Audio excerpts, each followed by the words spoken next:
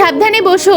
বাবা, দাদির তো চোট লেগেছে, আমার জন্মদিন কি পালন করবে না? আরে ওটা নিয়ে তুই চিন্তা করিস না, আজকে আমি তোর জন্য একটা ভালো কেক নিয়ে আসবো, দেখিস। ঠিক আছে বাবা, আমি তোমার অপেক্ষাতেই থাকলাম, তাড়াতাড়ি চলে আসবে। বাবা চলে গেল, আমি চেয়ারটা ততক্ষণ ঠিক করি। দাদি তুমি ওইদিকে গিয়ে বসো, আমি এখানে সামনে চেয়ার রেখে দেবো। হ্যাঁ হ্যাঁ, সরে যাচ্ছি আমি। এখানটায় চেয়ারটা রাখলে বেশ ভালো লাগবে, এই জায়গাটা মাঝখান আছে। এই দেখ ছুটকি, তোর কেক এনেছি, তোর মামা মাসি ওরা সবাই আসছে তোর জন্মদিনে। ঠিক আছে বাবা, ওরা নিশ্চয়ই আমার জন্য গিফট নিয়ে আসবে। আরে তোরা সবাই চলে এসেছিস, খুব ভালো সময় এসেছিস, এখন কেকটাও কাটা হবে। Happy birthday to you, happy birthday to you. দেখি আগে প্রথম কেকটা বাবাকে খাইয়ে দিই, তারপর মামাকে খাইয়ে দিলাম, তারপর মাসিকে দেব।